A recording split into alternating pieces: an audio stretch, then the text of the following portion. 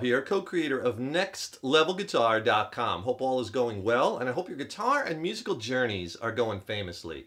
And welcome to a series of lessons I'm going to be doing on lead guitar and different techniques and devices that you can add to your lead guitar playing to help you develop your own voice on the guitar. These are just springboards that I want you to take and put your own twist on and make them your own. A lot of these devices you can use across, any scale that you're playing, and there are ways that you could maybe add something different to your playing or some new technique or something that you could pull from and get inspired by. And some of the techniques I'll be doing in these lessons will be more beginner level, some intermediate, and some a little bit more advanced. So I kind of want to do a little sprinkle of each and give everyone, a broad overview of some of the things that can go into creating guitar solos. Today we're going to get into the more intermediate lead licks. I'm going to show you an arpeggio.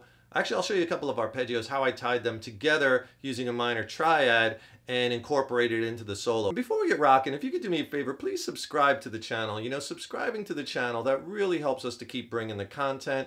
Then also you will be notified when we have some new lessons up. Leave a comment below. Let me know what lessons you'd like to see coming up, how you like this lesson. If you like the video, please give it a thumbs up, and we thank you so much for your support. Let me play that piece of the solo for you so you can hear it in context. At the end of this lesson, I'll put the whole solo so you can hear the whole thing. But here's the piece I want to show you, the devices and techniques I was using about this.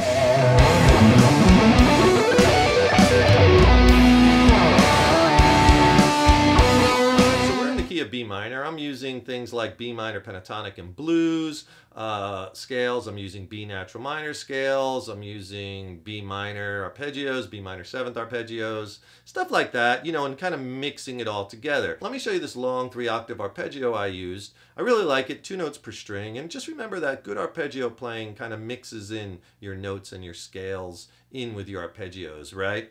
That's kind of what it's all about, creating these cool sounds. It's all about the sounds, right? So this arpeggio is movable. You can always find it with your 3rd finger on the root note of the low E string. So we're obviously playing it in B minor, so you're going to find that B note, 7th fret. We're going to start it at the 5th fret on the A note. Here's the arpeggio. I'll just play the whole thing slow. All right? So basically what I'm doing is I'm stretching and I'm playing. We started on the A note, 5th fret on the low E string. So we play 5, 7. Think 2 notes per string. 5 and 7 on the low E. Then you got to stretch again. And by the way, when I'm stretching over frets, a lot of times I'll use my 1st and 2nd finger. Some of my students like 1st and 3rd finger.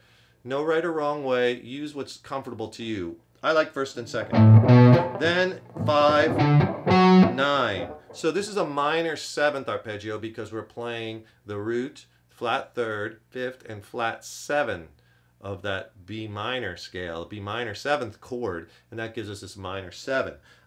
So the A string, then you're going to play 5th fret, 9th fret. All right, and then we just repeat that through 3 octaves. So the 2nd set would be 7 and 9 on the D string, and then 7 and 11, because you want to get that F sharp in there, right? And then we go up from there. So here it is, slow verse. Now, the last octave is 10 and 12 on the B string, 10 and 14 on the high E string. And then I think I pulled off back to the 10th. And then landed on the B string because I want to end on the B note. Here's the whole thing again.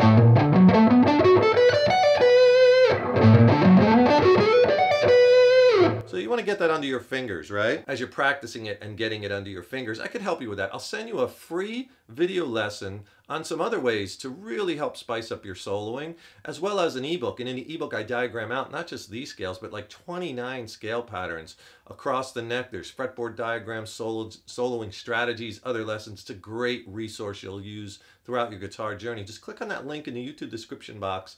I'll send them both to you for free. Because I wanted to kind of think about, and again, this is kind of taking you into now fretboard visualization and where we're at on the neck, right? Because this arpeggio ends right here.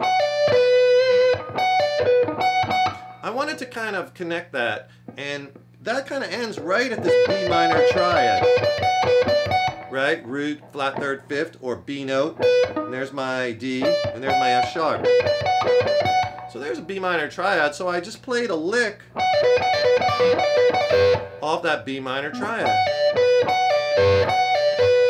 So I'm just playing there, pulling off from 14 to 10, and then going to 12 on the B string. And if you can kind of let that 10th fret on the high E ring, you get kind of a cool little overtone. You can even hit that double stop right there. That's just the 12th fret on the B, my root note, and the 10th fret on the high E. So here's what I did. Then I went down another arpeggio. Kind of swept it. This is our minor arpeggio, root, flat third, and fifth, off of this B note. Again, these are all movable by that low root note. You can move them to any key. So this one, 14th fret on the A string is my B note. You just play root, flat third, fifth, root, flat third, fifth. Or this is one note per string until you get to the high E. So 14th fret on the A, 12th fret on the D, 11th fret on the G, 12th fret on the B, there's my root note. Then here's that triad, 10th fret on the high E, and 14th fret on the high E.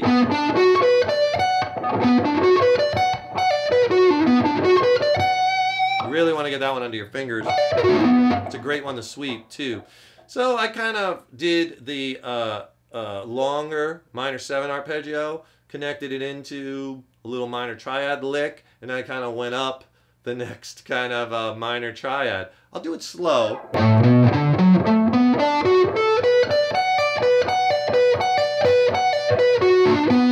Right? And if you speed it up, and if you don't want to go all the way up the arpeggio, you could just kind of play like a few notes. Like I like to stop it on the F sharp and start playing within it. And you get some really cool sounds because you're jumping intervals.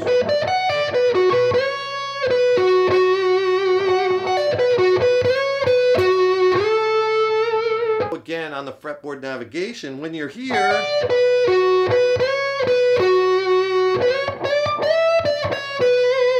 you have your next B natural minor scale right there. Right? So it's all right here, and that scale looks like this.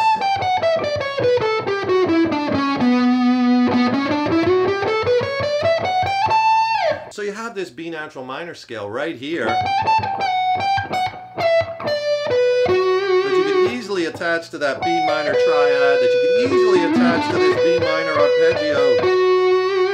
And it's all, you know, right within this area of the fretboard. And we got to that by working this minor 7 arpeggio down into it.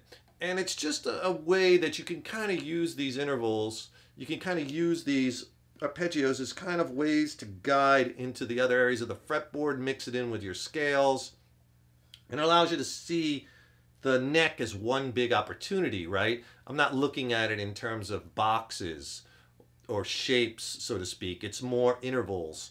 And it's just a different way. Not to say that if you look at this neck more like boxes, that's wrong. It's just different. And that's a cool thing. And that really opened up my eyes to different areas of playing along my guitar journey looking at different ways to look at the fretboard, different ways to navigate around, different ways to connect ideas and phrase them together. And once you start seeing those pathways, it kind of opens up the doors, right? Lets the light in a little bit, and then you could take that and develop it and really drill down on it and, you know, make it your own and create your own voice with it. And, you know, I urge you to spend some time with this, not just, you know, learn the arpeggio and then go. Oftentimes, you know, I'm guilty of it myself. There's so much stuff out there and so much to learn, and we're so hungry for the knowledge. We have such that thirst that we spend too little time on one thing and we don't really take it in to our playing and get really solid with it, right? We're on to the next thing a little too quick.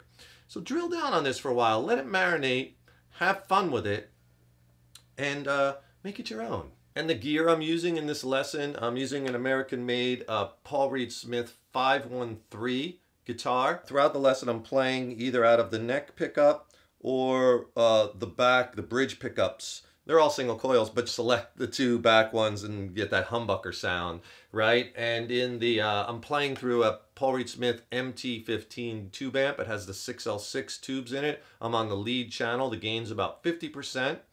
The only effect I'm using is in the effects loop. I have a Keeley Caverns pedal, just providing a little bit of splash of reverb and a splash of delay. I'm plugged right from the guitar straight into the front of the amp. And during the actual teaching part, I have the delay turned off and the gain down for instructional purposes. Stay tuned, lots more killer content and lessons coming up. We're going to do a lot in this series of lessons.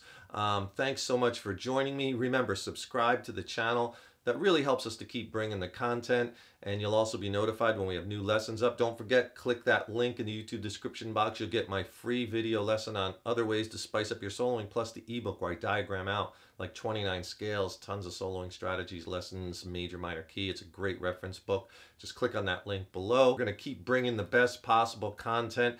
Best of luck in your guitar and musical journeys. Stay positive. Keep up all that hard work on that guitar, and remember, your guitar playing is an evolution.